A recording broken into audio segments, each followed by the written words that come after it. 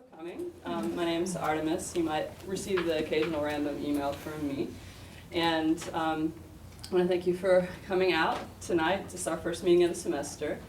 And things have gotten off to a slow start because my life is in an interesting chaos now. I'm taking in Saturn's lessons and trying to transform as it's asking. And I just want to say a few thank yous to to everyone that has created Coniunctio. So this is going to be a lot of people. And while going through this very difficult period, we did this ski trip. It's an annual ski trip that I organized for fun out of my own, no association with CIS, just something I do for fun to bring together this little astrological community and go play in the snow in Tahoe and also share astrological insights. And this year I was in a very heavy Saturn-Pluto kind of space, a lot of guilt, shame, and self-judgment. And it was really intense and amazing to be held by this wonderful group of people who were there basically just giving me wonderful reflections and holding space for me to be where I'm at, and for the most part. And so I'm happy about Jess's talk and sort of the spirit that it's in as far as trying to allow growth to happen and potential to be there and to not get locked into a negative view about a particular archetypal complex, etc. So I just want to give thanks to Coniunctio for all of that.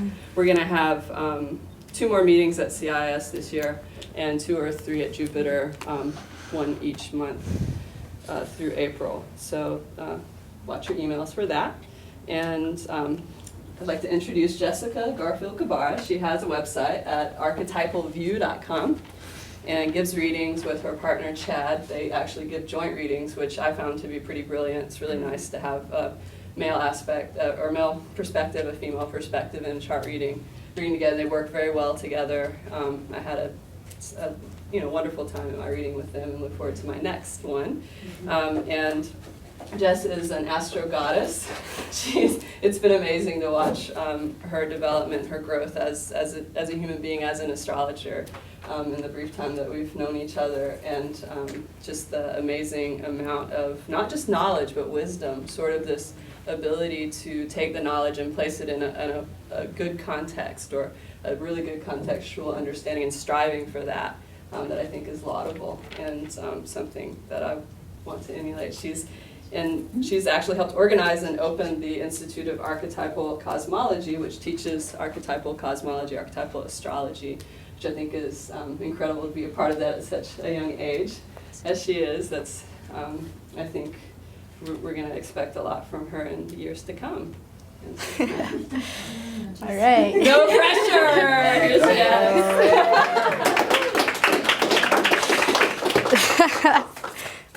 Thank you, Artemis, and thank you all so much for coming. I'm so excited to be here. I have so much energy surging through my entire body right now, so I'm doing my best to channel it and contain it in the most effective way. So before we begin exploring the ethical dimension of astrology, which I'll do for, definitely no more than an hour, I'm really hoping to have plenty of time for a discussion and to really open up this dialogue that I think is very much needed in our expanding community. So before I do that, I just want to open up with a quote from the Astrology of Transformation by Dane Rudhyar, a brilliant, really insightful astrologer. I highly recommend reading this book at some point, a bit into your astrological journey. So here's a short paragraph. I certainly am not alone in insisting that humankind today is in dire need of a new mythos and of reawakening of the sense of the sacred. Such a need implies the realization that life, when lived in terms of meaning and purpose, is basically to be considered a ritual, or in more modern terms, a structured process whose every phase is filled with significance. This significance cannot be known as the result of a set of information or recipes. It can only be evoked by symbols whose deepest meaning has to be intuitively experienced through the interpenetrating activity of the mind and feelings. For this meaning is both objective and subjective, transcendent and imminent. Such an activity of thinking, feeling, clear and deep organismic feeling has a sacred character. It is both holistic, for it involves the whole being, and creative in the sense that it raises the possibility of beginning a new phase of the process of ritualistic living. So I just want to take a quick moment to ground in and really center and ask to just be open to wherever the muses want to take us tonight, to listen to that, and for a grounded cosmic experience.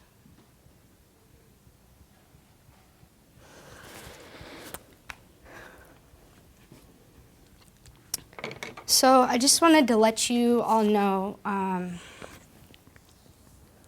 my disclosure with astrology, just a really brief overview. I encountered astrology on August 29th, 2007 while I was at Burning Man. I don't know if all of you, is anyone here not familiar with Burning Man? Festival out in the middle of the desert in Nevada, and actually met my partner, now partner Chad there, and he did a little 5-minute reading for me. But it wasn't until October 23rd, 2007 that I had my disclosure to the archetypes, two very distinct birth moments for me. And ever since that moment, the disclosure with the archetypes, I've become extremely passionate and devoted to the archetypal astrological perspective, studying it every day. And back in 2008, we started giving readings together. And so through doing readings and being a part of this amazing community, Coniunctio, coming out of the Philosophy, Cosmology, and Consciousness department with the work of Richard Tarnas, I've really been increasingly aware of the ethical responsibilities of interpreting charts, and really becoming increasingly aware of the karmic dimension to that. And so tonight, I think I want to kind of offer this as a point of discussion to hopefully continue on beyond tonight, and to give really practical ways of how we approach interpreting charts and engaging in intimate dialogue with someone about their birth chart, about their personal transits, which is where the planets are in the sky right now, relative to where they were when you were born, which is your natal chart. Just to get a quick feel, is anybody here brand new to astrology? Okay, so yeah, welcome.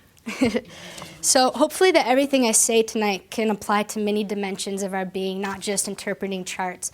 And also I think it very much applies not just for two people engaging in chart or a whole group of people interpreting a chart, but also your own internal dialogue when you're looking at your own chart, what's happening in that process, how you're interpreting it. I think this can apply to that and needs to as well.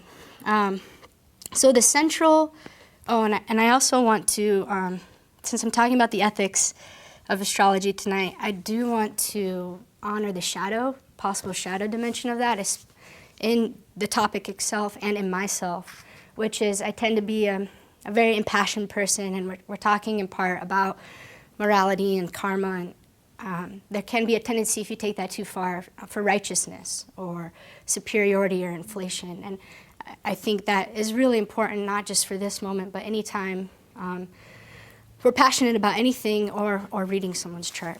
So I just wanted to honor that before we begin. Okay, so the stream of the talk tonight, the central question that I want all of us to keep in our mind is, why do we look at someone's chart? Why do we even engage in a dialogue with somebody and try to unfold their chart with them? What's the underlying intention behind reading a chart?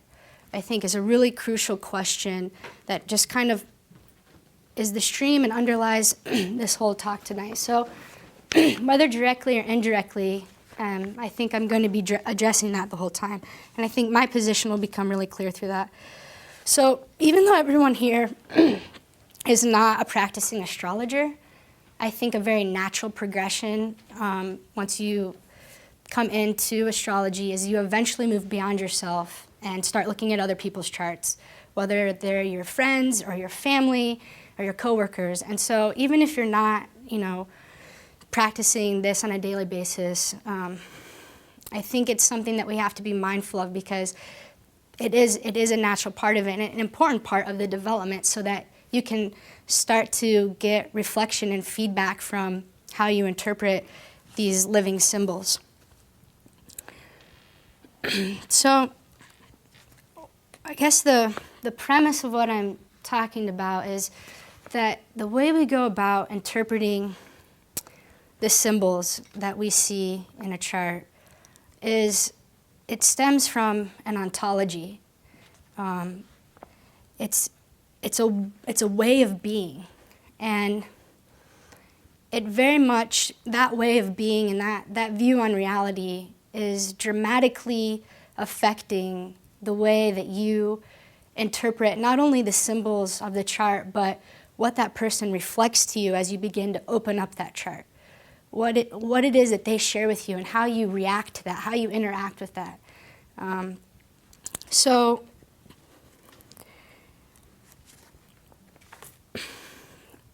I think that the approach that I'm going to be talking about specifically tonight is coming from a worldview and an ontology that is not only transpersonal, which I'll define that in a second, but radically open, multivalent, meaning there's so many possibilities and inflections in way that these archetypes can come through. There's a whole spectrum, from light to shadow, noble to ignoble, life-enhancing to life-destroying, and it's through and through, and we dance upon that spectrum at all times, with no one thing ever being fixed at one point on that spectrum in some deterministic, fatalistic kind of objective way that's fixed and static. It's moving, it's dynamic, it's alive, it's evolving through us, through this moment.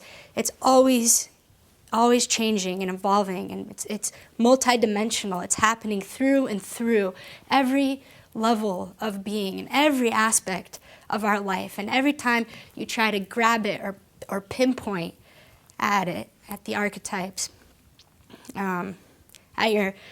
you begin to not only limit that archetype, but limit the person whose chart you're reading. And so I think that the intention behind doing a reading is to ultimately empower that person to better understand where they come from and to open up the possibilities of where they can be going. And by helping them overcome the parts of themselves that aren't allowing them to express their fullest potential. So if at any point we move into more of a deterministic, fatalistic approach with our chart interpretation, and that's anything from judging a certain planetary combination as good or bad, a certain aspect as good or bad, a certain planet in a certain house in detriment or exaltation, I think that radically limits that person and maybe isn't in the fullest alignment with the possibility for them to deeply transform and to really experience the immeasurable depths of their soul and their psyche and to bring that about. So I'm going to give really practical ways of things to be mindful of, and like how participatory enactment, a co-creative act of dialogue where the fundamental position that you're taking as the person reading the chart is one of deep listening. That what you're doing most when looking at someone's chart is listening. You're listening to them, you're listening to their nonverbal and verbal cues, you're listening to the archetypes and the way that they uniquely come through that person in that moment, you're listening to the unconscious, you're listening to the universe, you're listening to yourself, and doing your best to discern through reflection what is most important in all of that? What is going to be most effective and efficient with the limited amount of space and time that you get to share in this sacred space with this person? Because unfolding a chart with someone is a very sacred journey, and the awareness of that you don't have forever to go into something that could take a whole lifetime and beyond to unfold.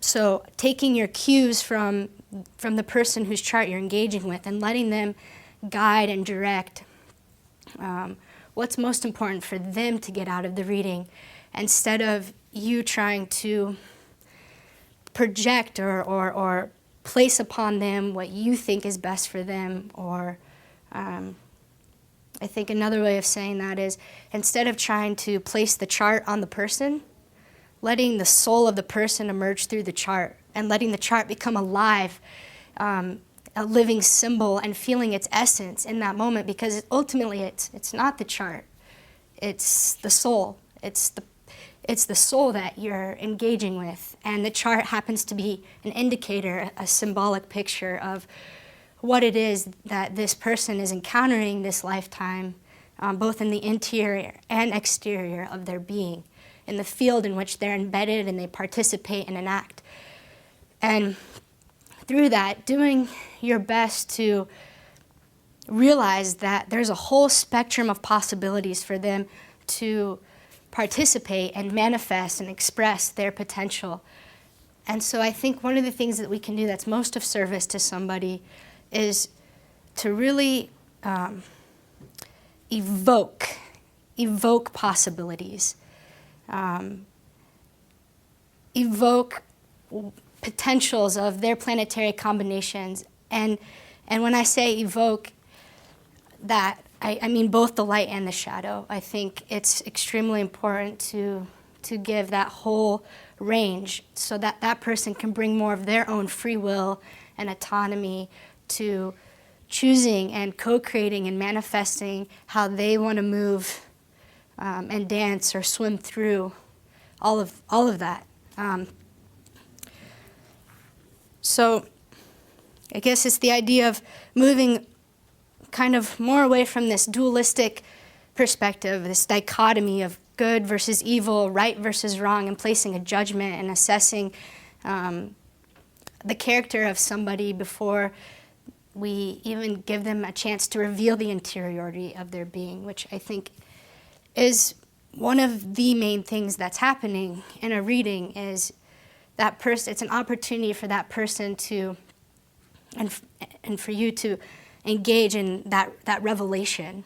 And I think what can be really helpful in that process is leveling the playing field, so that instead of the astrologer being in this hierarchical position of power and authority and knowing what's best for that person, or having some kind of special knowledge or information or wisdom that is outside of that person or that is far away from that person, I think it's the astrologer's responsibility to be mindful of that natural tendency that happens. And that if your fundamental intention is to empower that person, then if at any time they feel inferior to you, you're not empowering them, you're in a position of superiority. And what I think naturally happens then is there can be a tendency for that person to transfer onto you all of their power and all of their authority and project it onto you, and then you end up having to have to hold that projection for them.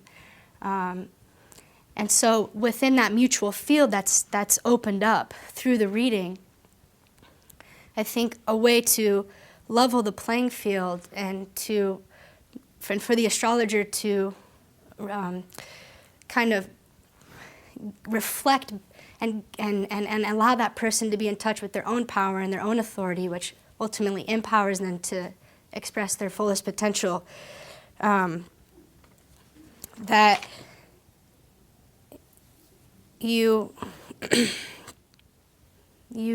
there's really simple things that you can do for that. I think the first thing that you can do, and that is really a huge responsibility for the astrologer, is you need to be able to explain where it is that you're getting all of your interpretation, all of the information that's coming through you, all the insights that you're getting, all of the kind of creative spark that kind of bursts through you when you see the chart and you meet the person, and it all becomes this alive enactment that you're unfolding in a process of discovery together. Is you say, everything that you get, you point to exactly where it's coming from in the chart. you always are showing, this is where I'm getting this interpretation, and this is how I'm coming about it. And I think that does two things. One, it makes the astrologer stay true to the archetypes, and it limits the amount of projection that we do, which is ultimately not, it's impossible to completely remove yourself from, but it limits the amount of projection that we do that onto that person, because it forces us to stick with the material instead of moving outside of it and starting to come from all these ideas that we have and our ideas of that person and who we think you should be, and this is what really works for me, like, wow, polyamory is really great for me, and I think polyamory is great for you, or I think marriage is really good, and it's like, wait, okay, hold on, and step back, like, where are you getting this information from? And then the other thing I think it does is it allows that person to realize that this knowledge is accessible to them, that it's just as much for them as it is for you, that they have as much direct access to it as you do. And so it allows them to start to have the opportunity to engage with the astrological perspective, because they realize that it's not so mysterious in the sense of beyond them and only very special people get to know it. It's something that's available to all of us. It's a gift that's there for all of us if we choose to come into it. I think it's also another way that you gain someone's trust in a reading when you're just talking to somebody about their chart. I think trust is one of the most important things that needs to be cultivated very early on when you're talking to someone about their chart.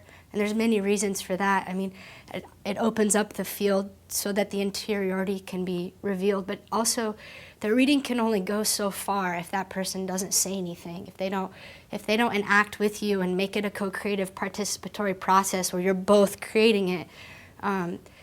It's going to be a limited reading.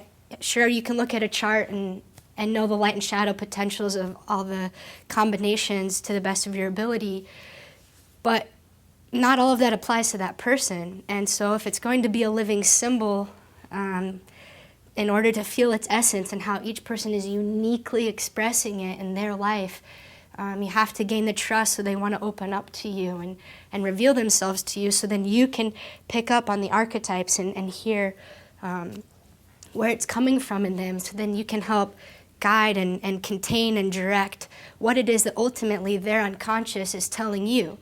And it's really what you're doing is you're just reflecting through an archetypal mirror to allow them to become conscious of their unconscious. You're also, helping them get in touch with parts of themselves that maybe they're not quite able to see, or they've seen at different times in their life, but they're not seeing in that moment for whatever reason. So I think two kinds of reflection are happening: a reflection of an archetypal mirror, whatever it is they're saying, you hearing it archetypally and then being able to relate to them in a way that reflects where that's coming from, but also a reflection of you taking a very contemplative kind of mode of apprehension and really being with what's coming up and reflecting upon it.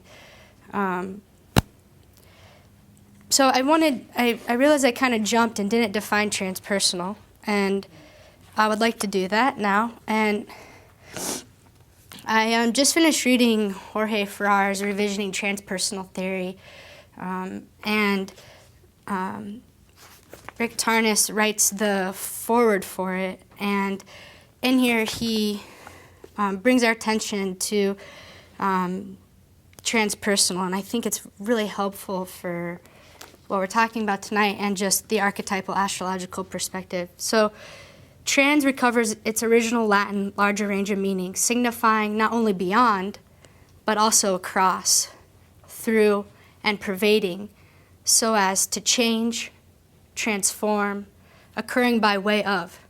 Here, transpersonal multivalently acknowledges the sacred dimension of life, dynamically moving beyond as well as within, through and by way of the human person in a manner that is mutually transformative, complexly opening to a fuller participation in the divine creativity that is the human person and the ever-unfolding cosmos. It is precisely this spiritual dynamism in the human person, embedded in a spiritually alive cosmos, that empowers and challenges the human community's participatory co-creation of spiritual realities, including new realities still to unfold. So, hopefully when I'm talking about transpersonal, I'm doing my best to reflect that in my own personal understanding of it and enactment of it so far in my life and my own evolution, which I think is helpful, again, when you approach a chart, your own chart, other people's charts, your friends, your family, people you know, people you've never met before, as a process of discovery, as an opportunity for unfolding deeper depths. And I think that another thing that can help level that playing field, so to speak, and the hierarchy that sometimes can happen in a reading is that the astrologer approaches the chart and the person as if they're the student, as if they're the one that's there to learn, and that other person is there to teach them really deep and powerful insights, maybe their spiritual truths, maybe their emotional truths and ways of being, and it could be many different things. And from my own experience with readings, I noticed that everything that person is bringing to the table is either a reflection of something that I'm personally needing to look at in my own life, or what is coming through me, for them is actually for both of us. And that's that kind of enactment of the mutual field that's coming up.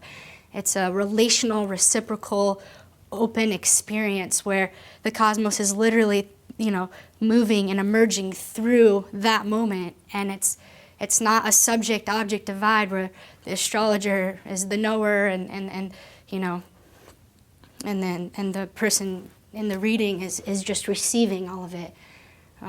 Both are teachers and both are students. And I think that really helps move through that dichotomy of the modern paradigm and just what can naturally happen when there can be a perceived power dynamic because one person has insight that the other person wants to have. So I think that goes back to if the intention, the underlying intention of why you're engaging this chart is to empower that person, then it's the astrologer's responsibility to do everything that you can to make them not feel inferior and that you are equals and that you're there to learn from them.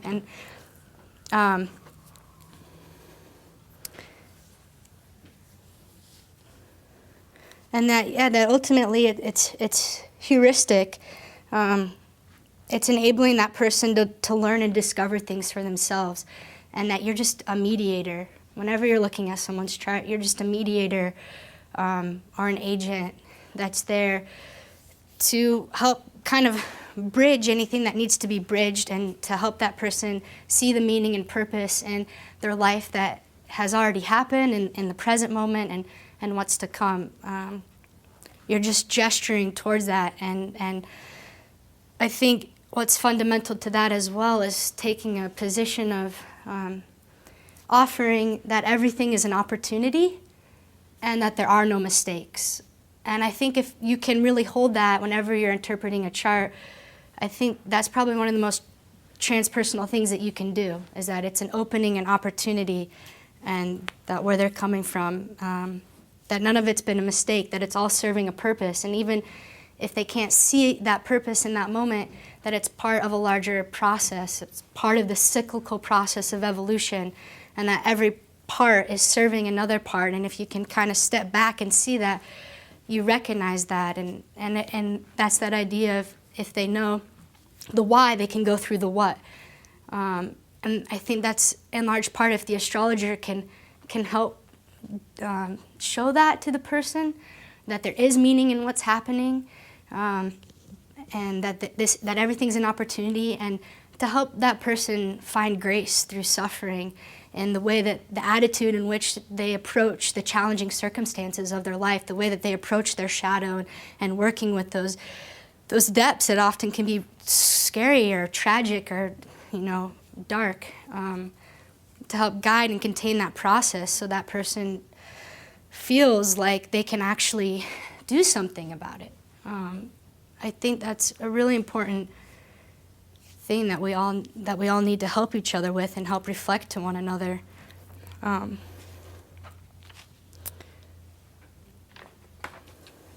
So I think some ways to gain trust and to kind of move out of the more dualistic or reductive, deterministic, fatalistic approach to astrology that is pretty common in a lot of the world, and to move more to a participatory, alive enactment that's co-creative.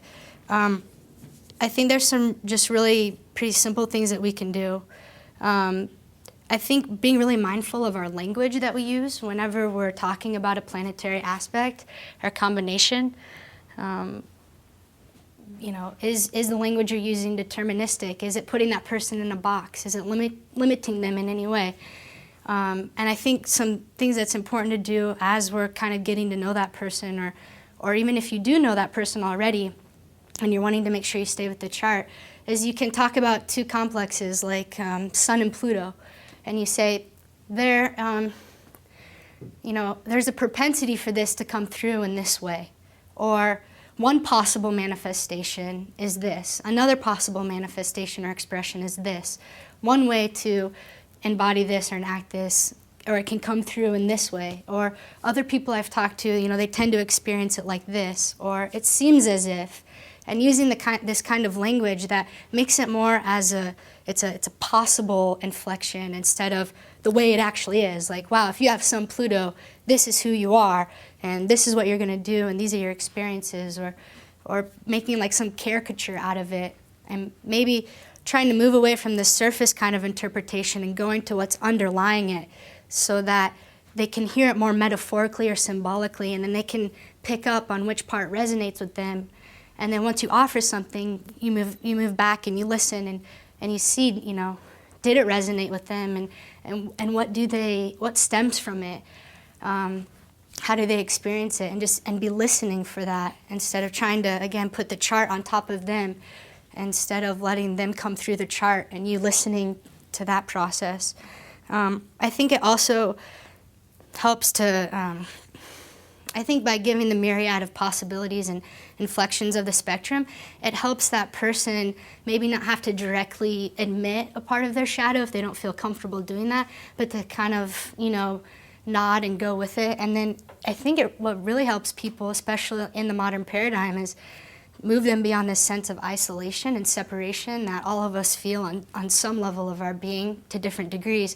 It kind of helps normalizes the situation for that person, and then they kind of relax and they're like, oh, it's not just me, or I'm not crazy. I mean, you hear that so much, and I think that really empowers the person because they're like, oh, I don't have to carry all of that burden which I thought was just mine.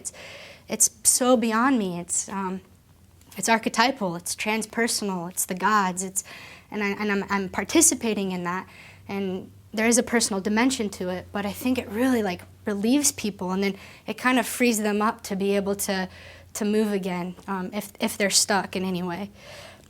And I think something else that's really important is so often all of us, I think it's often that sometimes we fall into a place of wanting someone to give us advice or to tell us what to do or how to go about a certain transit. And I think it's really easy for the astrologer to take the position of like, oh yeah, I'll tell you how to do this. Like, this is what I would do. And I think that, we all give advice in different ways, and some of it's more implicit than explicit. But I think if the underlying intention is to empower that person, you reflect to them in a way that allows them to make the decision for themselves by understanding, different contexts of things, maybe their transits, the world transits, or that they're embedded in, or the personal transits, which are the world transits that they're participating in. It gives them choice and allows them to be reflective, self-reflective, and come to that decision for themselves, which then ultimately puts them in their own authority and therefore their power. And also then you don't have to carry that burden and that karmic responsibility of like, wow, I just told that person what to do. Hope it works out for them. I think also gratitude. I think gratitude implies humility, and I think it's really important that all of us who practice really keep gratitude at the forefront of our practice. Not only gratitude for the disclosure from the universe, but it's gratitude for being alive and being able to share and relate, and gratitude for that person who just shared possibly really deep things about themselves with you. And especially if you're talking about this hierarchy or this projection that can happen and this idolization of the astrologer, someone's thanking you a lot and getting really excited about what you just offered them. If you offered them something that was really helpful, that you kind of turn that around and you thank them right away, and you say, wow, thank you for all your sharing. I learned so much from you. This was a really special experience for me, or powerful, or whatever it was for you. I think that really just helps kind of put that person back in their body and be like, oh wow, like I was a part of this too, like it wasn't just you. So it all kind of overlaps in that sense. And that the key is that the astrologer is evoking just as much for that person as that person is evoking for the astrologer. It's mutual. And yeah. So gaining trust, I think, opens up the mutual field, and I think that's when a lot of revelations take place. Archetypal revelations, getting into the deeper parts of it, getting into the nuances of it. Once that trust is established and the field's been more open and both people are relaxed and there's a dialogue, there's an interchange, an unfolding that's taking place, I think that's when the universe is kind of like, oh wow, they're really working together here. It's a mutual experience, and it kind of feels like the universe emerges more, or like comes through more, like it feels more alive, and like revelations seem to come through in that moment, not only through the astrologer, but that person. It's like, it seems like a lot of their aha moments of like, whoa, that's what that's about in me. It seems to happen once that field of trust has opened. So Rudyard says that the astrologer's task at this transpersonal level is to evoke whatever seems to be new possibilities, whether of action or of understanding, to help client relax the cramping conscious of which Jung spoke without losing the faculty of discrimination.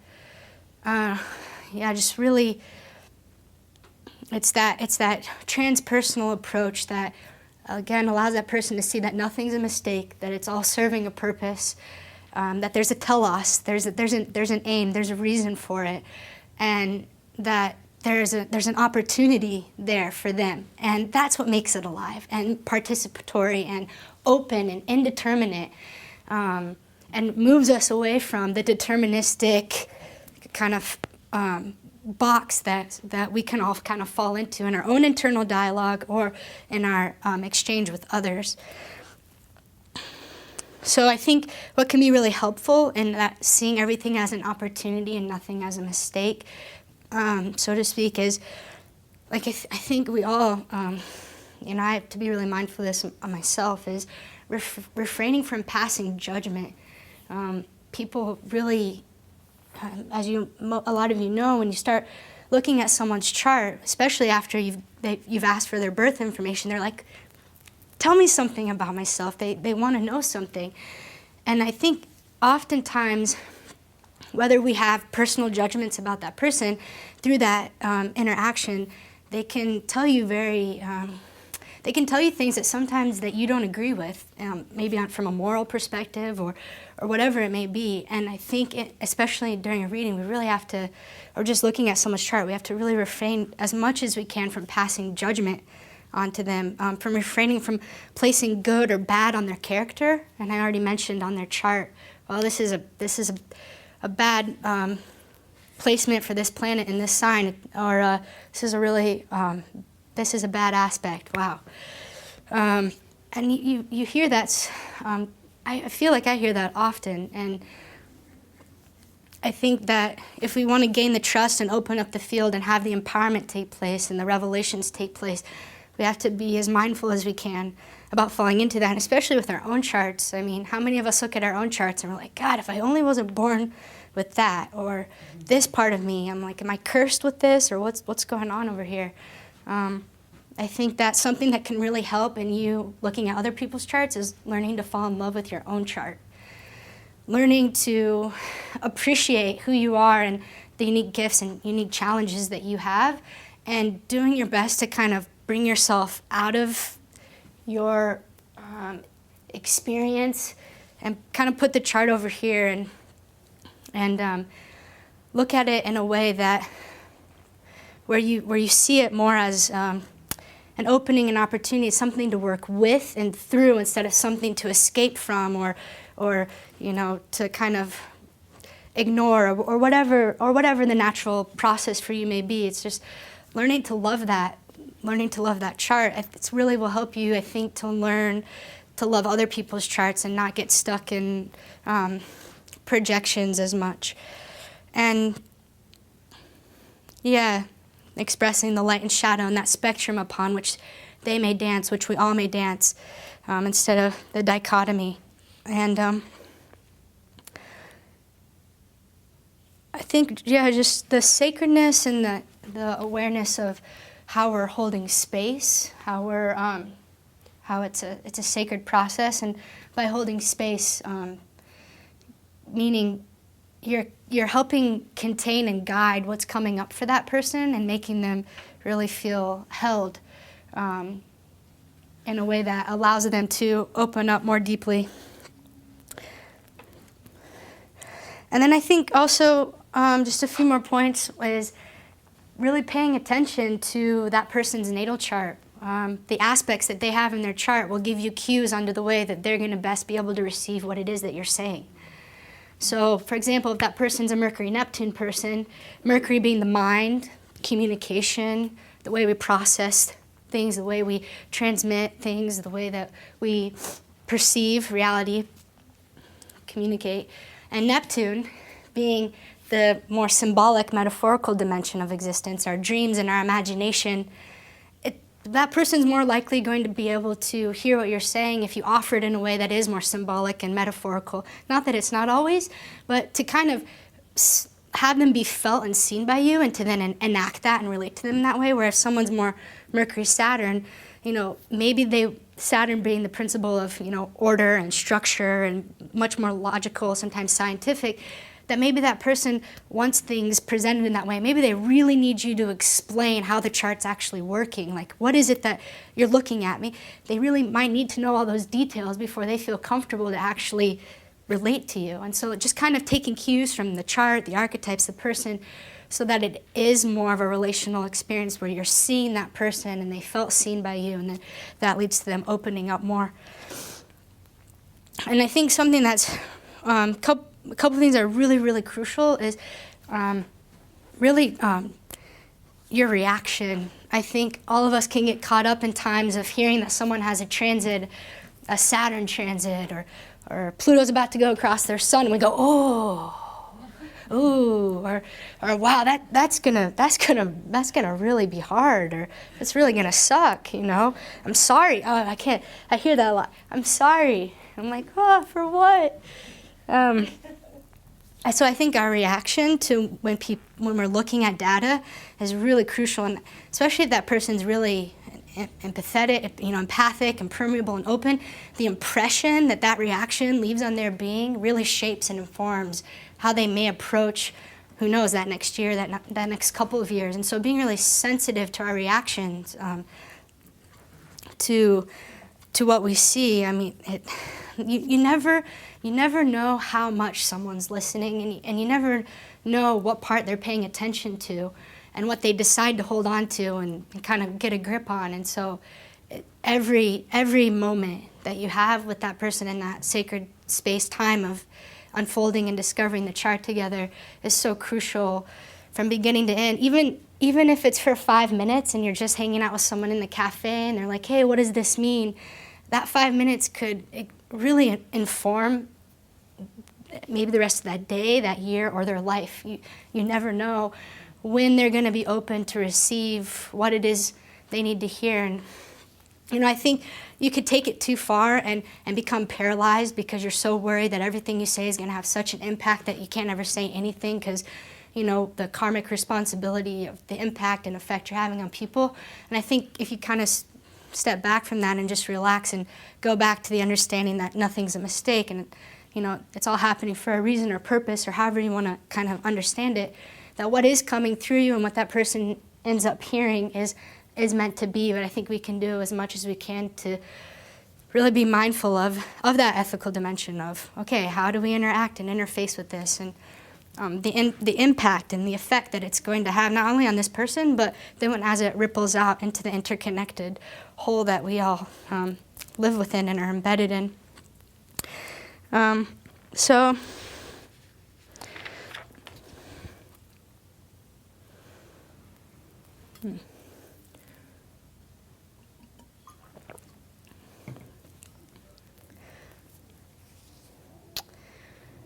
I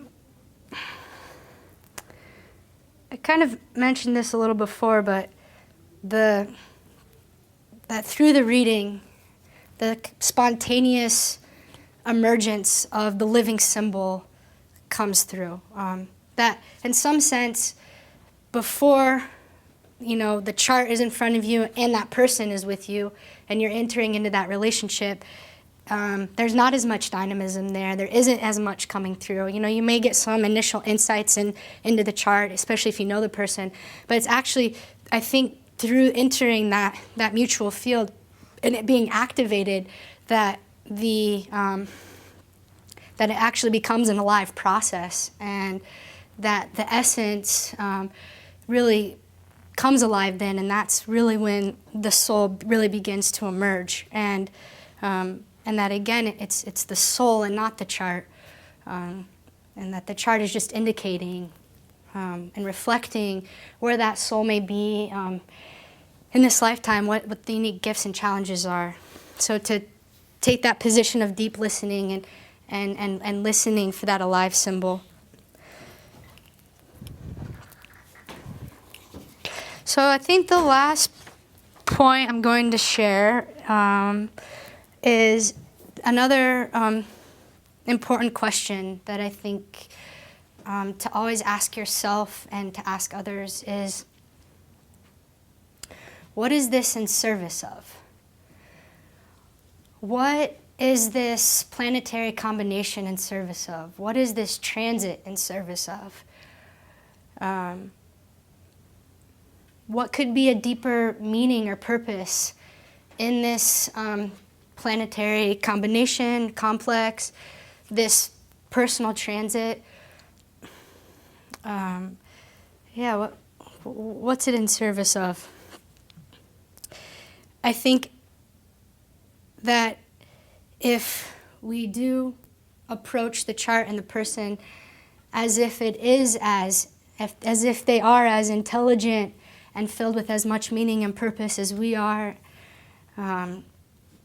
that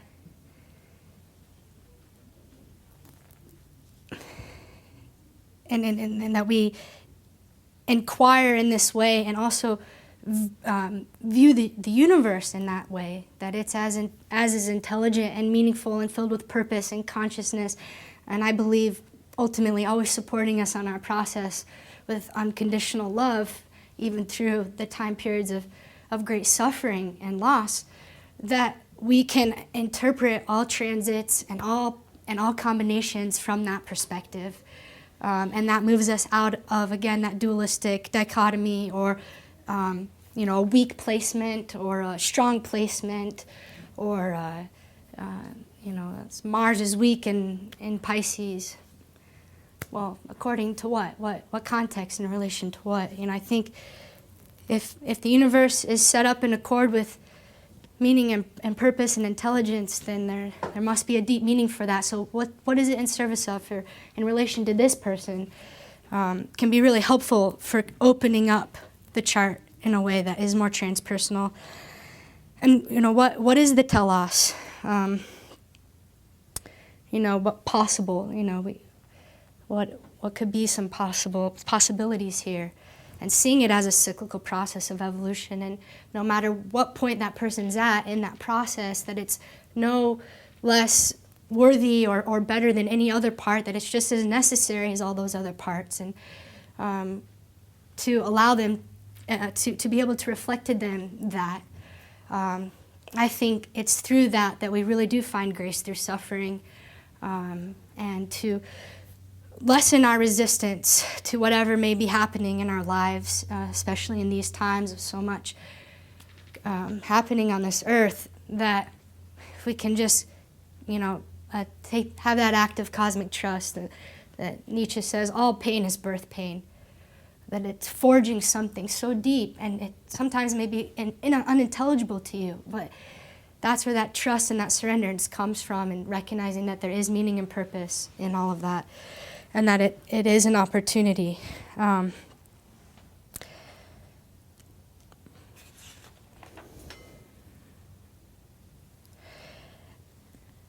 I think the last point I'll leave with is that I do find it really fascinating that not only at the moment of birth is the chart fixed in the sense that those planets for you this lifetime aren't going to be moving. You'll live with those configurations this whole lifetime. Not fixed in the sense that they're static or it's an objective reality waiting for you to finally awaken to it, but that through your participation and through your personal transits, the activation of possible seed potential can be enacted and come about. And as you interact and interface with all of these energies, with all these archetypes, these gods and goddesses, that it constantly is reconfiguring and opening up in ways, moving through you. That I find it extremely fascinating that not only is that determined in that sense, but so are your personal transits. From the moment of your birth, every personal transit that you have is also decided at that moment. And there's great significance and meaning and importance in the order that happens and the timing that it happens. And, let's say you're born at a new moon. And in the way your chart's set up, here's the moon and here's the sun. Isn't it fascinating that all your transits hit your moon before they hit your sun? And to reflect upon what could that mean for me? What's the meaning for me this lifetime that I'm getting that, if any, Maybe sometimes you won't be able to uncover that or discover it, or maybe it won't have as much resonance for you. That's fine. But what are the transits I get during my Saturn return, which happened between 28 and 30? What are the transits I get at my Uranus opposition, which happened around 38 to 40, within there? And just really reflecting on that and paying attention to that. Yeah, so I think I'm going to stop and just open up for any dialogue or questions or anything that anyone feels compelled to talk about. And just to kind of keep in mind the original stream in question of tonight, which is, why do we look at charts? What's the underlying intention behind it? And how do you want to align yourself with how you enact that when it becomes an actual living experience for you and for another person? So, thank you. Does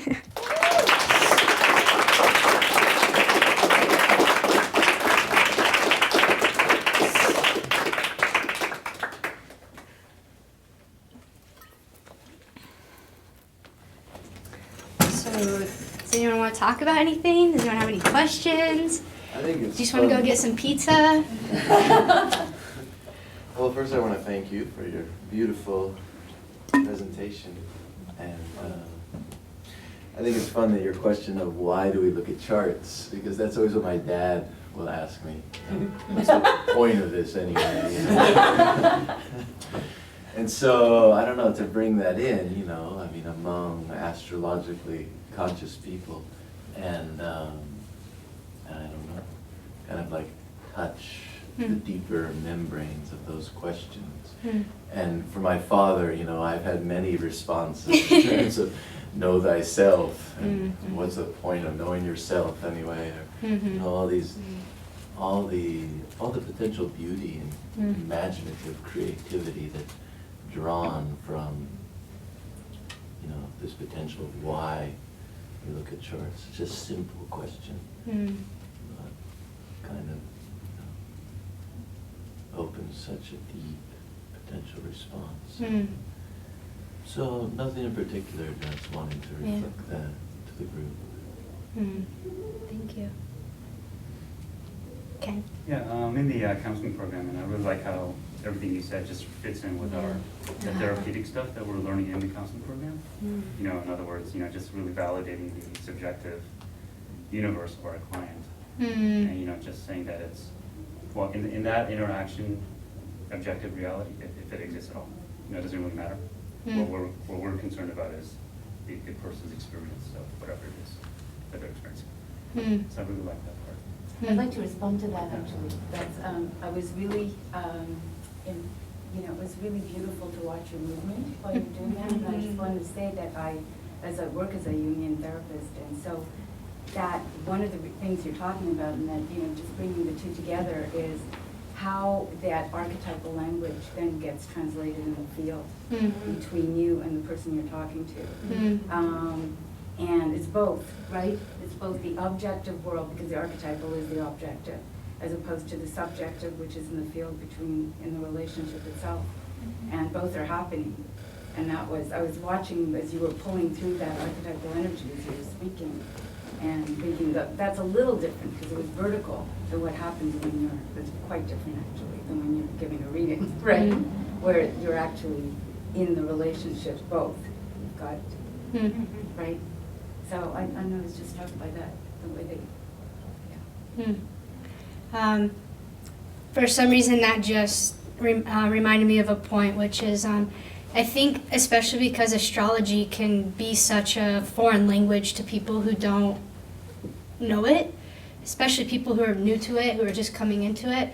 I think one of the things that those of us who do know it can be most conscious of and mindful and helpful ultimately is to not speak over people's heads, to not be throwing out all this jargon or all this talk, because it first they're trying to figure out what it is you're saying, or they just completely stop and they're just like, wow, I must not be smart enough to get this, or whatever it may be. And I think that the more simple that we can make it, the better, or at least the more that we can meet that person wherever they may be at in their process, is what's going to open that field up even more. And it's so easy to just be like, oh, you have a grand cross and da-da-da-da-da-da-da, and they're like, what's a grand cross? And you're like, oh, so and especially not being dismissive of the person. If they ask you, they want to know. That's just as important for the reading as whatever else you're going to share for them, if it's going to help them relax. But thank you for what you said. For some reason it triggered that. So I just want to say thank you for your talk, because I find that, I think, a lot of us, I grew up not having an affinity for astrology, and then coming into contact with it, and then I step back and I see the history of it, and I see how it's been used traditionally in the people that I observe around me. And I just heard a horror story from someone about a reading they got when they were younger that they listened to that really messed with the trajectory of their life, and when I told them I did astrology, there was a pretty big projection that they put on me, and I had to sit down and really explain, well, this is the way I approach it, and I feel really honored to be able to participate in this kind of ethic that transforms a field like this, where somebody really comes to you, and there's something that happens, just like in a therapy session, there's something that happens in an astrology reading where the person almost gives themselves over, and there is a responsibility that comes out. It's a really interesting quality of astrology. It's like the gods have gathered, and the person wants to hear what the gods have to say about them, is almost what it feels like initially. And and so, like you were saying, how listening is so important, asking questions, saying, well, a cantrip is this or whatever. I've learned so much about how to be a good holder of space through learning the practice of astrology. And when I'm too much in my ego, and one's like, whoa, Lydia, check yourself. Like, humble yourself to the gods again, because you're getting a little too out, or whatever. Yeah. And then one other thing that I thought of was just a simple thing that I'm sure a lot of us do, but that I think really helps ground the reading immediately in the beginning is I usually spend 5 or 10 minutes teaching the person the logistics of the chart and how to read it, and my goal is by the end of it that they understand how where the sun is at that moment is showing up on the chart. Yeah. And if that connection can be made between me and the person, then I feel like it really grounds the reading. And like you were saying, going back and forth between the chart and what, like I feel like it starts the process of empowerment in a really beautiful way. But I'm just so grateful that we even have the opportunity to reconsider such a potent field of connection, because it has been misused. And it has been used well too, but I'm happy that I had to have that conversation because it was scary, but I think it's really transformative for worldviews and our relationships to each other and to the earth and to the gods and everything. So I'm so grateful to be part of a community that holds it that way. And you, obviously, I'm so grateful for your passion about it. I think I learn a lot just witnessing you and your transformation. Thank you. Yeah, I think that what you brought up are really important points on orienting that person, grounding them in the chart, saying, okay, this is what we're looking at. It kind of demystifies it for them. It's extremely helpful, humbling to the whole process. I think also what helps, too, is in the beginning you just kind of honor the person for even being there. Like, wow, thank you for sharing this space. And also, if it seems appropriate, offering confidentiality or whatever it is that helps that person relax more, I think can be very helpful too. And obviously you carry a lot as an astrologer, and people share so much with you, and so honoring that process. There's something else you said that really struck me. Like how the person gives themselves over. Yeah, checking in with them. I'll address that in a second. I think checking in with them and asking if what you're offering resonates. I think we forget to do that so often. Like, is this, sometimes you don't have to ask because it's apparent. Like they're walking out the door and, I'm just kidding. But does this resonate with you? Or asking, like, so how do you experience it? Like, I'm curious, like, so I just talked about Saturn Uranus for 5 or 10 minutes or whatever it may have been. How do you experience it? Like, I'm genuinely curious because you probably enact it in some way that is so new and different that I want to learn, because, wow, it's amazing how many ways it can come through. The person giving themselves over to you, yes, I think that definitely can happen. I think it's often a very natural thing that happens. And I think that's why I tried to offer, like, practical ways to kind of help place that power back into them, their authority back into them through the dialogue. Often other themes that are going on in that person's life they're synonymous to them giving themselves over to you. Like maybe it's a pattern they have in general, or there's certain things like, like it's just kind of that mode of like, well, tell me what to do. It's like, there's very kind of nuanced ways that you can work with that helps kind of shine light for that person to realize, like, oh, that's actually something that when I participate in, the results I often don't like. And so you're trying to help them overcome that in a way that makes them feel, though, not being judged by you. I think in that sense, it's a very artistic kind of way that you deal with it. I mean, pretty much anybody can read, look at a chart and say things about it, but I think there's this really interesting dimension you get into. It's a very kind of imaginative, empathic space where you're like you're helping that person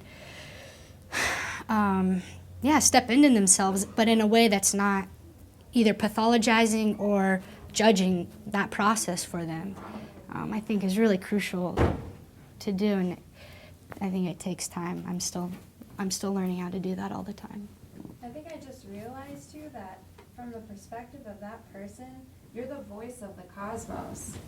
You're the voice of, I mean, that's kind of what, that could be perceived that way. And so if you're the voice saying, well, there's this fucked up thing, but this thing's okay. Or whatever, Because that's what that's the language of the cosmos uses. So how do this you is fucked up. Yeah.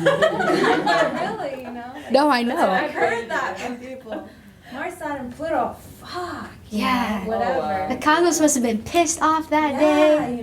But how would we want the cosmos to speak to us and see the potential in us? And we would want to have a co-creative relationship with the cosmos, not a fatalistic relationship.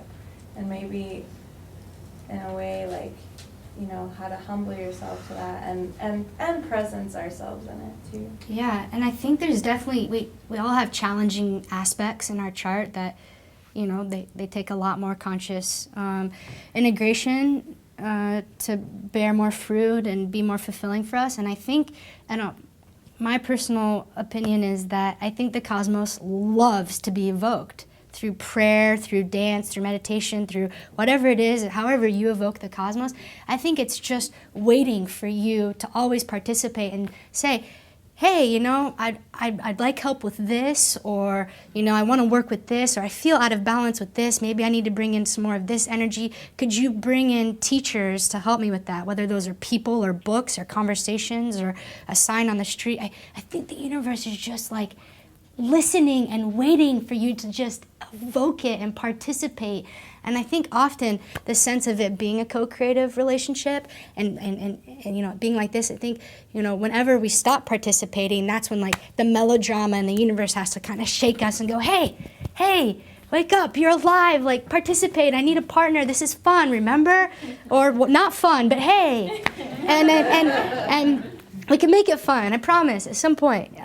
Or you being egoic and going, I'm gonna control you, like put you down, I'm not gonna, and then whoom, you get blasted back, and you're like, okay, all right, I took it too far that time. I know. So yeah, evoke, yeah, balance, yeah, Jesse. I was just gonna say what I really appreciated your talk as well, loving the passion. Something that struck me when you were talking was just that notion of sometimes being able to distance yourself from your chart. And I guess it's something I've been feeling is sometimes being within it, and I just like that, of just like visually putting it out, and when you're looking at it, understanding like those dynamics that are active in your life and understanding it as if you would look almost at someone else's chart, and just that idea of like, oh, if I didn't have this thing, or like with this part, and that idea of like, to me, I really like it because it's really reaching into the depths of the psyche of that person. It's almost like psychotherapy in the sense that you come to terms with these darker shadow elements, and it's about your relationship to it and coming to accept it and work with it, enjoy it, what is it in service of, whether transit or a natal configuration. And I just imagine, before it came to my awareness in the context of astrology, I just felt like in certain ways I was really run by certain complexes, certain archetypes, certain projections, and the way that it can come to surface just by a slight different inflection, different than therapy, different than spiritual work, whatever it is, and just the beautiful practice that astrology can do in that sense of like coming to embrace all those different aspects of who we are, including the really shitty ones. Or Right, and I think that's a great point. It's like being mindful of that internal dialogue that you have in your relationship with your chart. And I guess the thing people say is, well, would you talk to your friend like that? And you're like, well, God, no. I have way more compassion for my friends. And you're like, wait a second. The superego loves to do all kinds of wild things, and we love you. But yeah, it's like allowing the space to fall in love, and or whatever that process is for you. And I think by placing it outside of yourself, or looking at, I think something that Chad really helped me with is like meditating on your chart. So whether that's drawing out the mandala over and over again, or whether it's literally just sitting there and visualizing it out here, and just saying, you know, how can I best embody this today? How can I, whatever your prayer intention is, how can I be most of service with this today? What can I learn most from this today? And visualizing that, and then, you know, taking it to the next level and being able to place your transits on top of that and say, okay, now this is where it really gets co-creative and participatory. You're always one end of that relationship. It's always you and the universe. So in that sense, you know, getting to know thyself is about understanding that co-creative part of that enactment, so you can actually understand, okay, what is it that I'm creating, and what implications does that have? So yeah, I think there's so many different ways that you can try to put it outside of yourself, but I think it's developing that kind of observer that's behind everything else that's going on, and allowing that to be kind of a place of calmness and an observation that's not passing judgments, but that's just kind of being mindful and observing. Yeah. Matthew. Thank you, Jessica. I really appreciated your talk. It really just really got me thinking about a lot of things in my own practice as an astrologer, and I really could feel something very unique kind of coming through you in your presentation, and I just want to thank you for it. And I just want to affirm a couple of things that you said, and then just ask a question. I really love the way you talked about just listening, you know, and it's kind of just like being available for the magic of astrology to emerge, rather than kind of coming with an agenda. I've had a lot of readings. I've had this experience a number of times where I'm preparing for a reading, and I'm like, I really don't know how this is going to go, and like being concerned that I'm not going to be able to articulate it or not be able to convey something to the person. And then as soon as we actually start dialoguing, it just naturally starts to happen. It emerges in the context of the actual meeting with the person. But what was the other thought I had? I'm very aware of two very different kinds of experiences that I've had in readings where at its best, where I'm like really available and really humble and really showing up, and the other person's like really, really showing up, and there's a kind of, we just kind of surrender to it together, and it just happens. Something really special happens. Yeah. But then there's two other kinds of experience. One where I'm just really not showing up well, or I'm in a bad place, or in my arrogance, or trying to, you know, teach to them, that kind of one-up thing you're talking about. And then the other is where the other person doesn't seem to be kind of showing up in a way, or they're armored or defended, or not as available to the material. And I'm just wondering how you deal particularly maybe with the second, but you talked a lot about the first. The second part of... How you deal with when the person seems to not be able to surrender as much to what's happening in the reading. Yeah. Well, I think in part I have a very special and I'm really grateful as I get to do readings with Chad. So there's something about having another person there. You would think that maybe that person would feel intimidated because there's two people there, but there's something I feel about that masculine and feminine, and I'm not saying who's embodying what, because that's definitely not expressed by our gender, that it helps, it kind of helps soften that situation, but let's pretend that's not happening. I think that the kind of points that I tried to give about evoking trust from that person, and I think it's different for each person. I think some people need you to prove yourself as an astrologer before they'll say anything to you, especially if they didn't come to you by a recommendation, they just kind of found you somehow. They kind of want you to tell them who they are, and I think you can let it play into that or participate in that to a certain extent, and then I think there's a point where you can kind of, if it's coming from the chart, they're armoring, I think you can talk about it. I think if there's a certain complex that they have that they're armored, like you know, maybe they have Saturn, Pluto, or Sun, Saturn, and the way that they kind of experience that is they tend to be a little bit more armored or rigid or guarded. You can talk about that, and then you can talk about the other ways it can come through, and then I think that kind of makes them go like, oh, if they're listening, oh, okay, and then like slowly it kind of opens up. But definitely there's been just a couple readings where there was no opening, the person didn't say anything, and you're just done, and you're like, so, did that, like, what, did that even make sense, And they're like, oh yeah, that was great. And I think some people, they just don't want to share, and I think that's fine too. It's obviously you can only give them so much, and I think what can happen a lot is from the astrologer's perspective is it's really easy to judge yourself at the end of a reading and go, wow, what didn't I do right? Like that, why didn't that feel better to me? Why didn't it open up more? And I think you have to go back to it's a mutual enactment, and it's not all of your responsibility to make sure that it does open up, but I think there are things that you can do to make the space feel contained for them, to make them feel held and seen, but also guided. I mean, so much is coming up from the unconscious that it's important for them to express it, but you also not to get too carried away with it, and so you kind of want to contain and reflect, and whenever you can offer something that seems like it might be insightful to help open up, you do that. But I think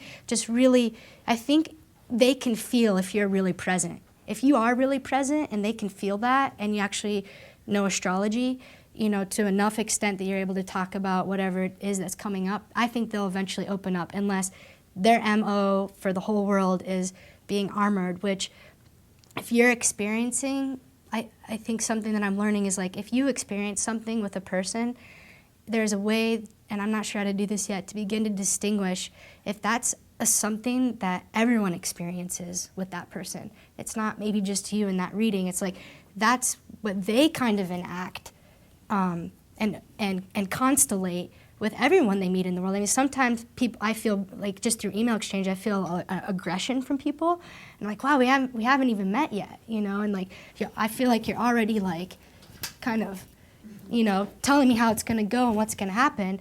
And I have to be compassionate and receptive and reflective and say, okay, since we haven't met and, I can maybe see where this comes from in your chart, I'm just going to take the perspective that there's a wound behind that, and I'm going to treat you in a way that has compassion for that, and let's try to kind of open that up a little bit and see if we can gain some insight into that, instead of being reactionary and meeting them with, well, if you're like that, then I'm gonna push back, because that might be their experience they have in reality, and we're trying to help them overcome those things that are limiting. I don't know if that helps, but Also, I wanted to just respond to, when you're doing an astrological reading, I'm sure you all record it. And I've had this experience, where you're receiving a reading and it's so much information. You think you're not giving enough, but it's actually lots, right? And then it might be overwhelming in that moment. And, being able to go back and listen to it, you may think that you're not right on, but you are, right? Because ultimately you're getting out of your way, right? And you're allowing, that's what you're talking about. When you get out of your way, then the cosmos is, also coming through.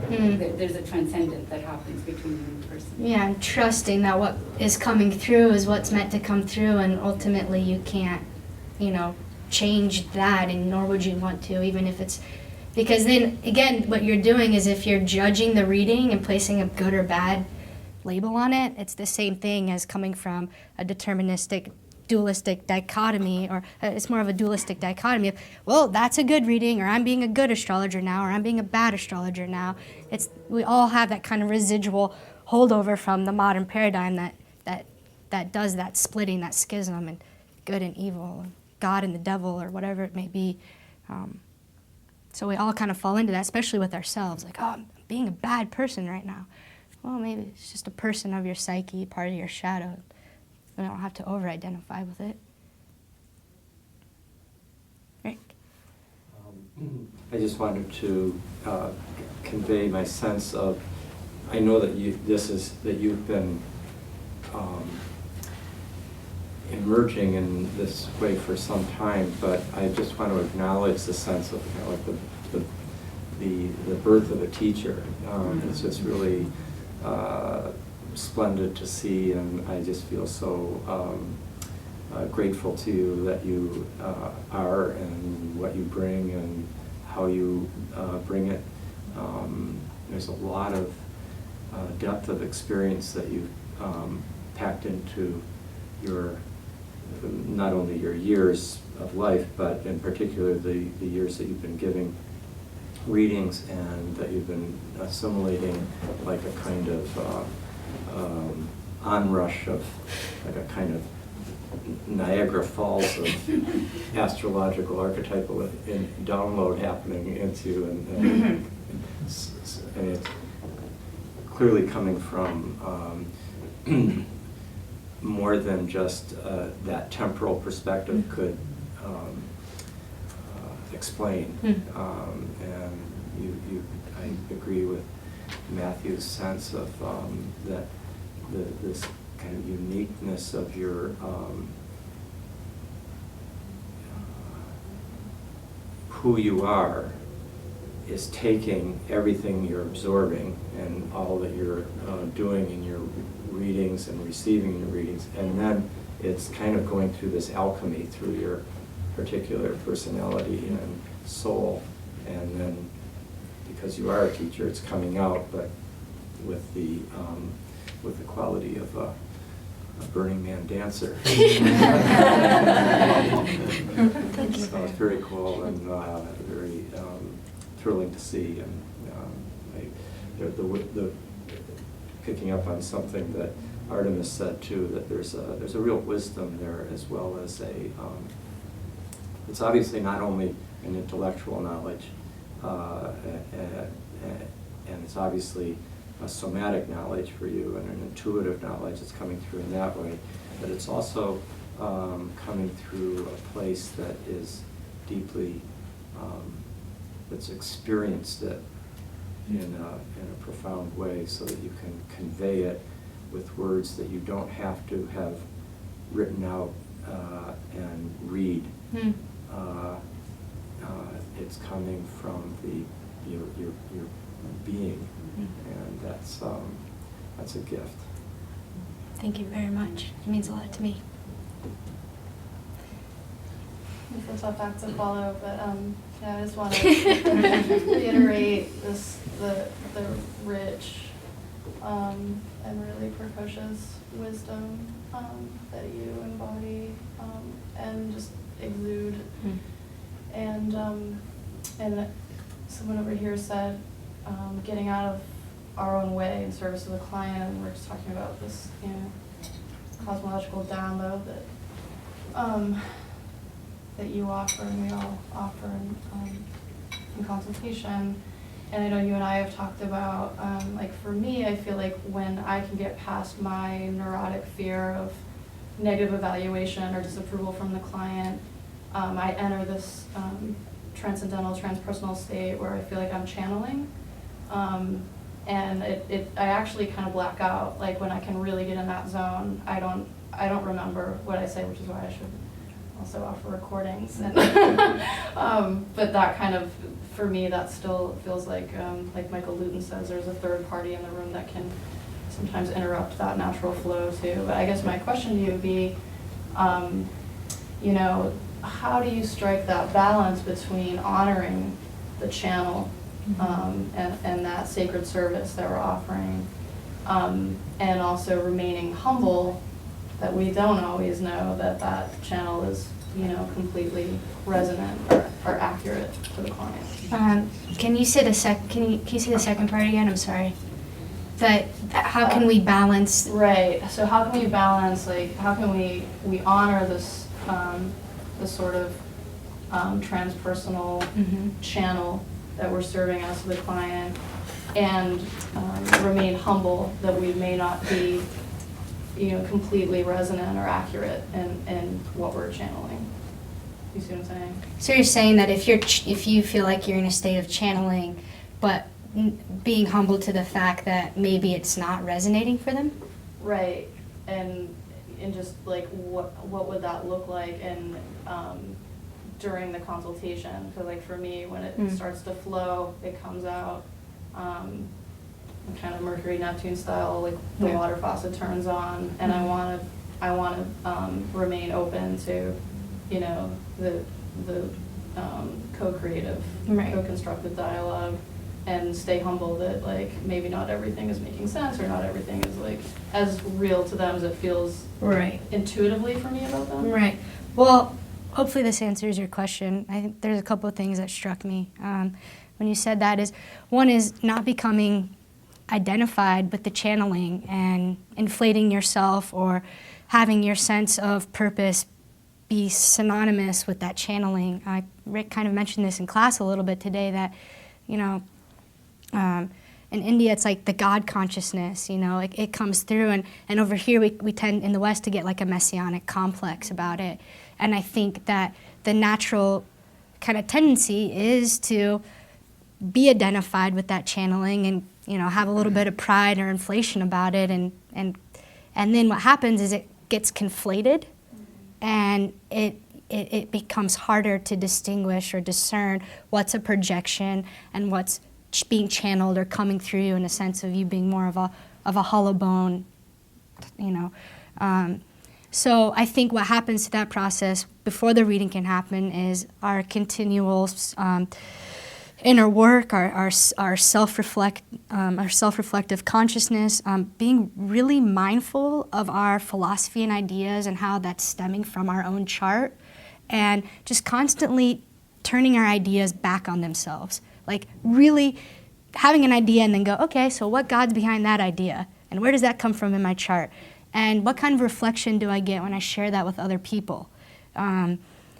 Is it something that is well received, or is it something that people are kind of like, what, that doesn't make sense, or nah, that doesn't really resonate for me?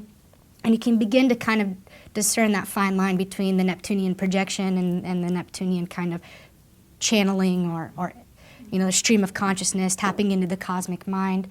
But when you're actually in the reading and you're you know, you feel like you're opening up and it's really important for that person and they're not resonating with it, or they seem to not be, I think one thing is to just somewhere be mindful that people aren't always going to give you a clear reflection of what it is you're offering, especially if it's around shadow stuff. I know there's been a couple readings I've been in where I talk about the shadow and the person pretty much says no to all of it. And then in my more naive state, when I first started doing it, I was like, wow, this person is so much more spiritually evolved than me. I have nothing to offer them, and they don't have any shadow. And then one day I was like, wait a second, if someone says they have no shadow, wait a second, that's the shadow! So we learned from that one. But I think other than that is if they're genuinely not resonating with it and it's not their defense mechanism, then it's okay. Listen to what you said as an offering to yourself, possibly. Like maybe it was something that was coming through for you, but then before you do the next reading, to kind of say, okay, I even though I don't want to be, I don't want to be, I don't know what the word is, divisive or splitting. Like what's mine is mine, and root in down to the core of the earth, align your chakras, and what's yours is yours. You don't want to make it like a wall, but to just kind of state that intention, so that what's coming through in the reading, to make sure that it is for that person. The intention is that it's for that person, and if it happens to be for you too, then it can be. Yeah. You carry just about everything that I think one could want to respond to that, and I'll just add this one sentence, which is a person who feels they're channeling a depth, and it's just coming through effortlessly, and they're really sure of it, is no guarantee that they are a medium of valuable truth for that person. This is what is what you're getting at with the two sides of Neptune, and that flow that can happen, and the way in which projection and self-delusion can, there's no one more sure of themselves about their spiritual authority than a person who's completely inflated and diluted and is in a messianic state of, and it's a pathology, and it's very convincing. So this constant, this psychological, this is where Hillman's very good, and hearing some of his language in your response, which is that act of psychological self-aware reflection that takes a certain critical scan of how might I be reading something into this, and just keeping that. Endless knowing with that process, because man, it's always a negotiation. I mean, it's just, wow, it's so mysterious. So yeah, great point. Thank you, and thank you for. Real quick, Ken. Yeah, I'm just wondering about clients who resonate too much. So I guess the opposite from what somebody mentioned over there. So like, do you often have to be like an archetype police? Yeah. Where, like be more Saturn-like and not Jupiter. In other words, say no to what the person expresses as, maybe it's not a manifestation of this archetype. Even though there are many different manifestations of an archetype, what you said is not one of them. Do you find yourself? You mean, I feel like when you started the question, you were saying like, what if they're over-agreeable with you? I guess they agree too much, or maybe they offer something that maybe you may not agree is an expression of that archetype that you were talking about. Okay, so I feel like those are kind of two points. They're both great. So I think the first one is if they're over-agreeable with you, I think what is occurring is unconsciously they're idolizing you and they're projecting, you call it whatever you want, a guru complex or like, wow, like I bow down to you, that you're the king or the queen. And I kind of mentioned that I think what helps kind of level that is you kind of breathe in, and instead of like getting carried away in it and being like, wow, I just did a really amazing job, you express gratitude for them. And I think that softens that, like, them wanting to, like, put you up. You're like, I thank you. Like, I learned so much from you. The more you can kind of let them know that you were learning from them, and that I think it implies, if they're paying attention, and they might not get it right away, that it's not this, and that, you probably see that in their chart. It's very typical of Sun Neptune to have lots of idolization and projection, or Moon Neptune, Mercury Neptune, Neptune in general. Hey, I have some Mercury Neptune.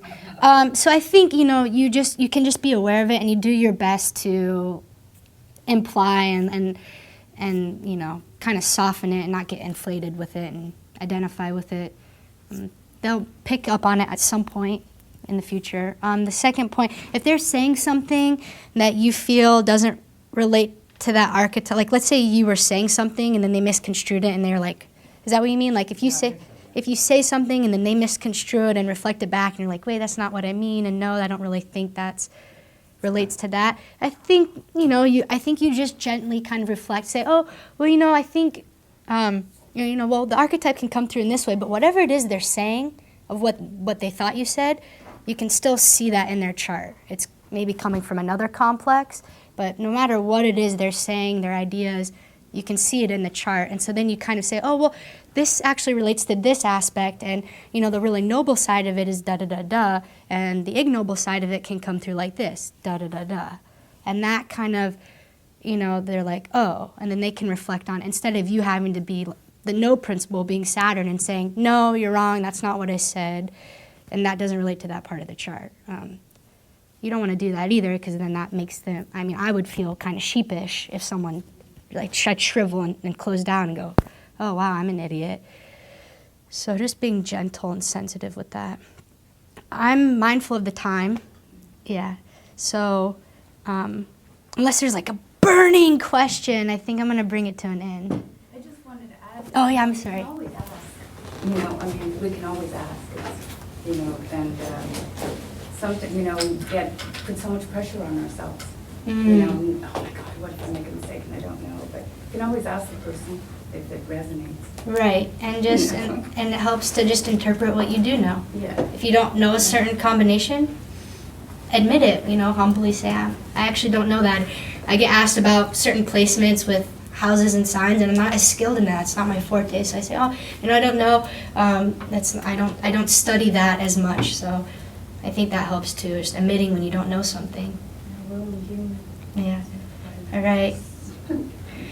Yeah. Thank you. Yeah.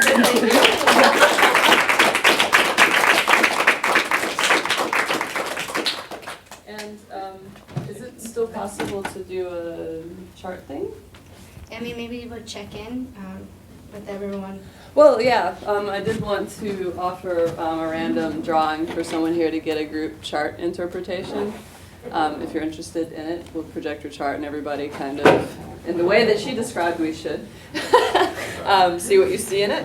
It's a fun little thing to do, and the meeting runs till 9, so that would take up like 15 minutes. We could do maybe 1 or maybe 2 charts. Let's do it! Probably one.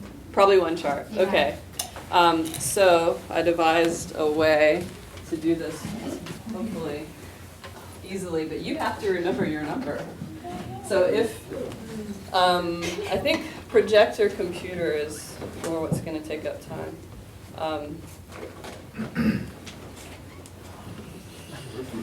In the meantime, tell us your philosophy of life, and then we'll tell you how we see it in your chart. Oh, I don't like that game of yours. Aw. God is love.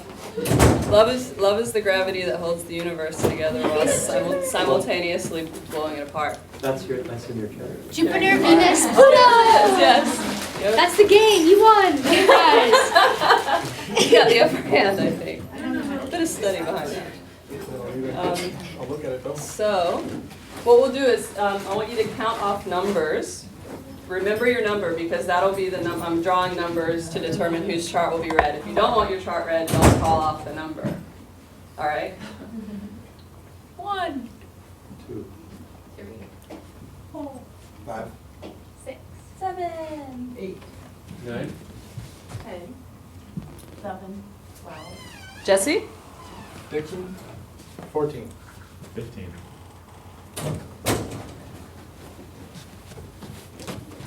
Would you like to be in the chart reading? Sure. Then you're number 16. Okay. Remember, you're number 16. and then Jessica's number 7. And Chad's 18. Do you want your chart read, Deb? He declined. But you'll be 18 anyway. Agnes, are you she's gonna draw? No.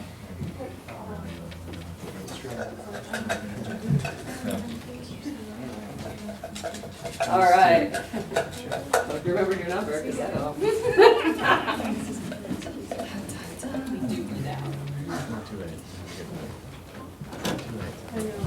Number 18.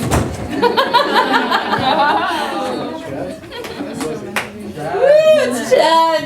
We're going to put you up there. Right. Chad? Chad. And he declined at first. He doesn't like it. That's even better. That's mean.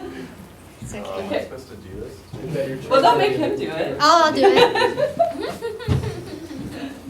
So,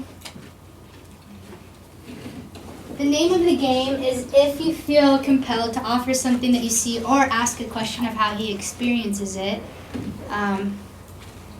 You may do that. It's just an offering. So, here's his chart. Tell us what you see. Chad.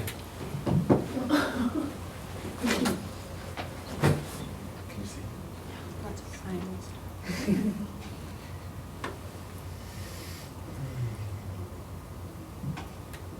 Moon Pluto. And what do you see with Moon Pluto?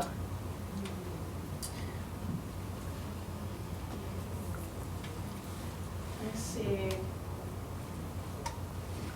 Well, house and sign oriented too, so. That's okay. No worries.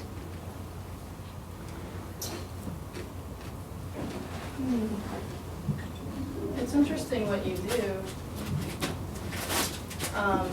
because your moon is in the house of traditional marriage, one-on-one partnership, intimacy, and then Pluto's conjuncture midheaven. Also in the sign, ruling the 7th house, Libra. So there's a double emphasis on intimate interpersonal communication. You see a lot of heavy 7th house placements, and the founders of psychotherapy actually, Freud and among others. So bringing your partner into the process of that interpersonal transformation through your career. I mean, there's a lot more that I could say about Moon Pluto being a Moon Pluto person, but yeah, really, really deep emotional work, both intrapersonally and interpersonally, carry through to your societal role shooting up through that midheaven. So then I would turn it to Chad and say, how do you resonate with that, or what Yeah, how do you resonate with that? came up with you? What came up for that? Yeah, I agree. Maybe we should ask Jess. No. So where in the chart does that come from? I'm just kidding. No, how does it resonate for you? I agree. I definitely have really powerful emotional experiences, and I feel like my work it is in the relational field, and it is with my partner, and it is through moving towards the career and hopefully having a transformative effect on others in that relational field, and the empowering aspect of that also seems to maybe come through, hopefully. And yeah, I agree. Can I ask one question about that? Sure. I don't know how this works with you guys, like good cop, bad cop. It was like any kind of like equivalent to that in your readings, but yeah, with the Moon Cancer, I would picture you to be kind of playing the more maternal, kind of feminine role in the readings, and like kind of softly holding some of the deeper wounds. I don't know if that's true for you. I could see that, yeah. I don't want to claim it so much in that sense of egoic sense, but yes, I agree. I resonate with that. Just real quick, I think something that's interesting is, in the beginning, I have a strong Jupiter. I would tend not to talk about shadow, and Chad would always come in and talk about the shadow. So, I don't know about good cop, bad cop. It's definitely more balanced now. Yeah. I'm the one that carries the whip, so.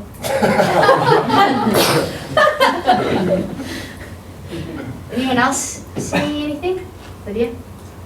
It's interesting, like, thinking that, like, I'm trying to imagine that Chad's not an astrologer that's looked at his chart forever, or, because I'm like, okay, well, what would I say, if, like, it was just somebody, and I guess, like, I just want to practice,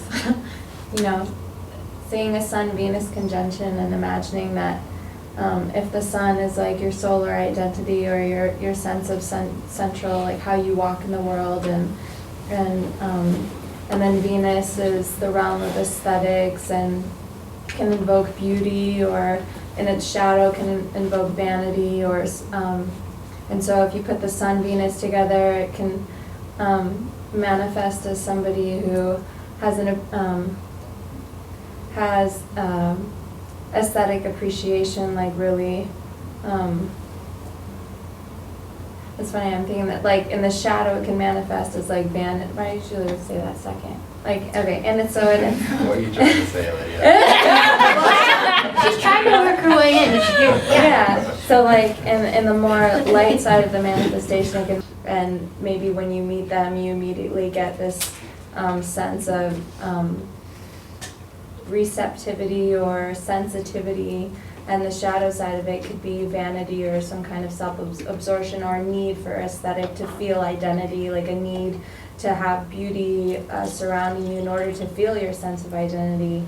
To be well received, concerned with being well received, a shadow side can be placating.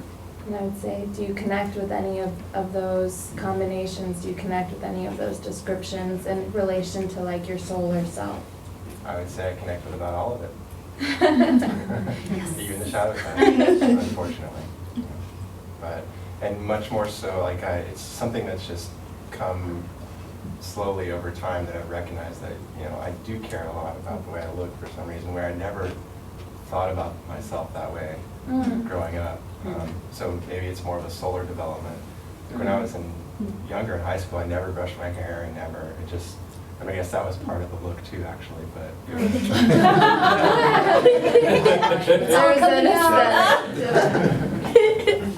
And maybe as you get older with the Jupiter in there and the square, like in the realm of development or success or, evolving into wisdom or whatever, that Sun Venus comes in and still plays a role in that evolution of that Jupiterian vision of success. So it could be that dynamism, that tension between how you feel aesthetically about yourself and how you're showing up in the world for going out into the world for other people. Yeah. But then, of course, there's other aspects in your chart that will complement.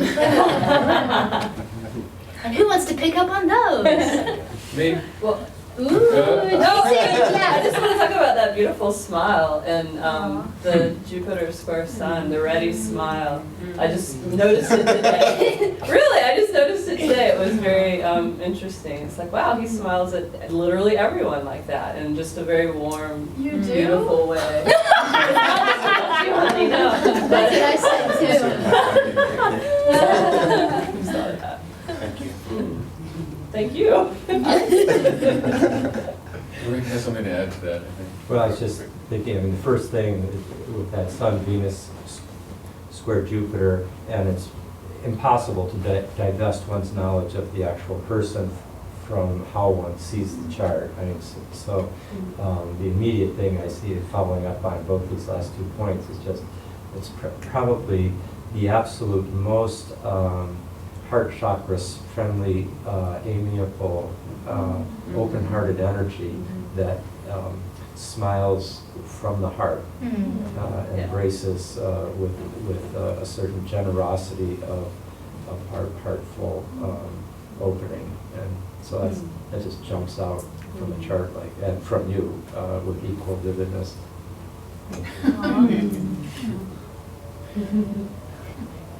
Yeah, the first thing I noticed just this time was the tight Saturn-Uranus trine.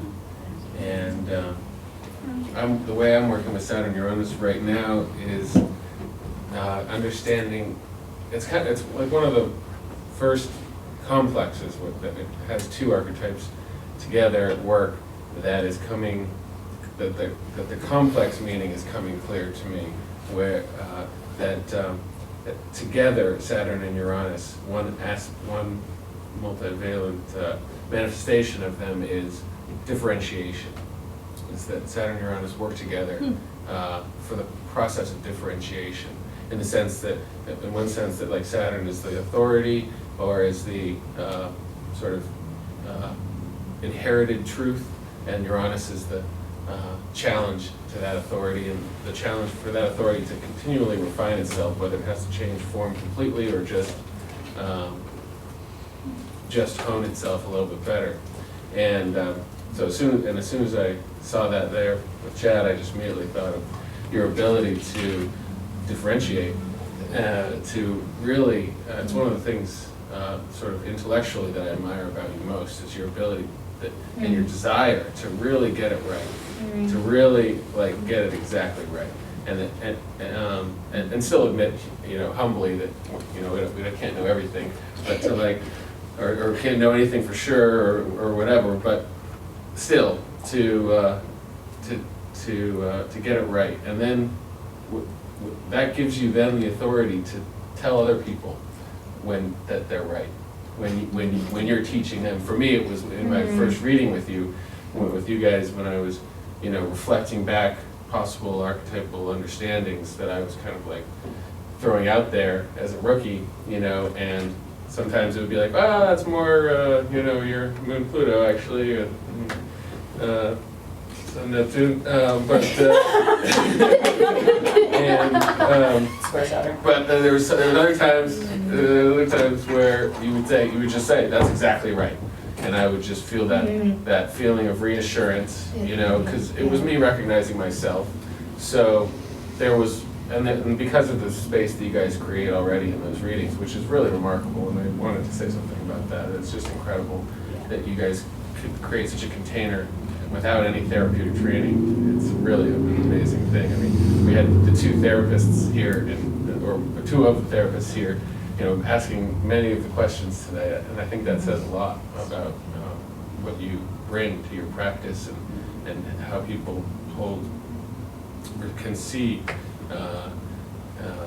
how you embody your practice. I mean, I can, from getting readings from these guys, I can say that everything that was taught tonight was embodied first before it was taught. It is embodied in the container. So anyway, but just to get back to differentiation and chat, we've got Saturn, Uranus, tight trine, and then Jupiter there in the grand trine. So that, you know, for me, allows you to expand that ability for differentiation into the Jupiterian realm, and Jupiter also will expand that ability into the Saturn-Uranus realm of your life, and I see that happening as well, without pointing out everything. But it's interesting to me also that, and I'm wondering here, because I'm like wading out into like a 4-planet archetypal complex here, which is way out of my league. But, I'll do it anyway. But I'll do it anyway, because, you know, when you do your differentiation, you're doing a very mercurial thing for me, when it's intellectual, when it's with the mind, and you're, you know, differentiating, you know, concepts or archetypal complexes or meanings and things. And so Mercury's there in opposition to Uranus, and I don't know, I hesitate because I have a tendency for projection, but it seems to me that like by knowing you well and then seeing this, that I can start to understand the field of energy, at least with these 4 planets, one manifestation within that field of energy in you, and that's the same differentiating ability that I'm talking about. Thank you. Yeah. Thank you everyone so much for your offering and your presence tonight, and Artemis. And do you want to say anything, or before we end? Just thank you all for Thank you, coming. everyone. Yeah, Thank it was a lot of fun. Yeah. Thank you, Jessica.